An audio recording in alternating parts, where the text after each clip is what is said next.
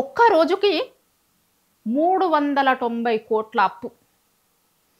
ఈ 20 నెలలలో అయింది 2,50,000 కోట్ల అప్పు.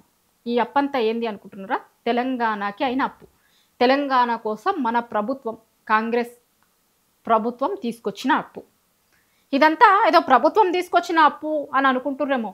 కట్టాల్సింది మనమే. మనం ఇచ్చే పన్నులతోని, మనం ఇచ్చే పైసలతోనే ప్రభుత్వం ఇదంతా కూడా కడుతుంది. రోజుకి ఇంత అప్పు చేస్తుంది ప్రభుత్వం. సరే చేసి ఏమన్నా చేస్తుందా? ఏమన్నా కొత్త ఏమన్నా పథకాలు పెట్టిర్రా? లేకపోతే కొత్తది ఏమన్నా ప్రాజెక్ట్ కట్టిర్రా? తట్టెడు మట్టి తీసిర్రా అంటే లేదు. ఇప్పుడు కాళేశ్వరం దగ్గర ఏమన్నా పని చేసిర్రా? లేకపోతే వీళ్ళు వచ్చిన తర్వాత ఇంకేమన్నా కొత్త ఇరిగేషన్ ప్రాజెక్టులు కట్టిర్రా? లేకపోతే కొత్త బిల్డింగ్లు ఏమన్నా కట్టిర్రా? కొత్త పథకాలు ఏమన్నా చేసిర్రా?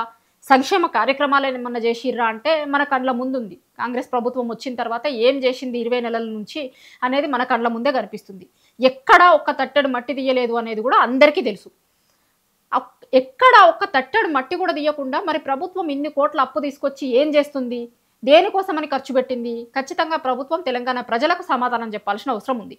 ఎందుకంటే అప్పు కోసం పోతే చెప్పులు ఎత్తుకపోయేటోళ్ళ లెక్క చూస్తున్నారు అని చెప్పిన సీఎం గారు ఎక్కడి నుంచి అప్పు తీసుకొచ్చినాం, ఎందుకోసం తీసుకొచ్చినాం, తీసుకొచ్చిన అప్పును ఎందుకోసం ఖర్చు పెట్టినాం ఇది కూడా చెప్పాలి కదా. ఇప్పుడు అప్పుల కోసం పోయినప్పుడు మమ్మల్ని అట్లా చూస్తున్నారు అని చెప్పినప్పుడు, అది తెలంగాణ ప్రజలకు తెలవాలి అని చెప్పినప్పుడు, తీసుకొచ్చిన అప్పును ఎందుకోసం ఖర్చు పెట్టినాం, ఎంత అప్పు తీసుకొచ్చినాం, దేనికోసం ఖర్చు పెట్టినాం కూడా చెప్పాల్సి ఉంటుంది. ఎందుకంటే అది తెలంగాణ ప్రజల సొమ్ము కాబట్టి, రేపు పొద్దున తెలంగాణ ప్రజలే కట్టాల్సినటువంటి అప్పు కాబట్టి ప్రభుత్వం దీని మీద కూడా సమాధానం చెప్తే మంచిగా ఉంటుంది. కానీ ఈ రోజు వరకు, ఇప్పటి వరకు, నేను ఇప్పుడు ఈ వార్త మీకు చెప్తున్నంత వరకు ప్రభుత్వం తీసుకొచ్చినటువంటి అప్పు, ఈ 20 నెలలలో తీసుకొచ్చినటువంటి అప్పు 2,50,000 కోట్లు.